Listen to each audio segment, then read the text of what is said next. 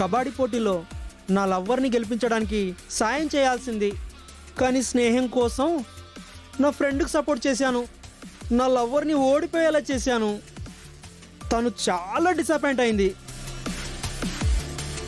కానీ ఈసారి జరగబోయే సింగింగ్ కాంపిటీషన్లో అలా కాదు, ఏదో ఒక విధంగా ఏదోలా తనకు సాయం చేసి తనను గెలిచేలా చేయాలి.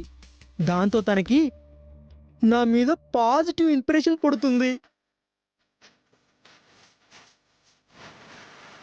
ఆ తర్వాత ప్రేమ పుడుతుంది.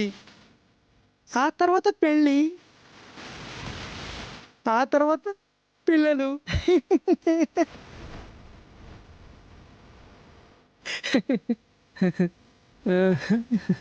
శంటి, అక్క.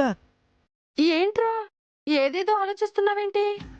అవునక్క, లైఫ్లో చాలా ఇంపార్టెంట్ విషయం గురించి చాలా డీప్గా థింక్ చేస్తున్నా.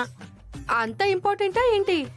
ఆ, ప్రేమ, పెళ్ళి, పిల్లలు. రే, ఏమైందిరా నీకు? రే, ఏమైందిరా చెప్పి చావు. ఏమైంది? ఎందుకని తిడుతున్నావు? వీడేదో ఆలోచిస్తుంటే ఏం ఆలోచిస్తున్నావు అని అడిగాను బామ్మ.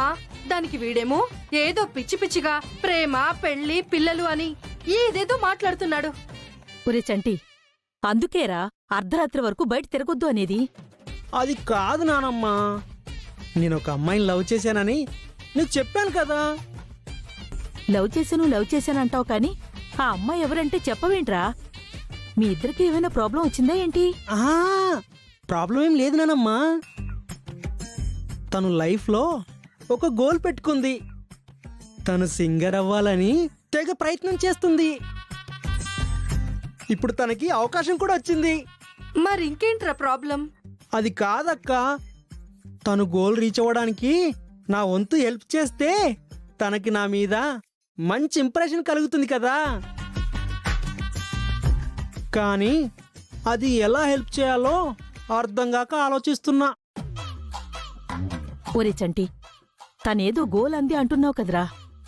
తనకి నువ్వు హెల్ప్ చెయ్యాలి అంటే నీ హెల్ప్ తను అనుకున్న లక్ష్యాన్ని చేరడానికి దారిని చూపించాలిరా.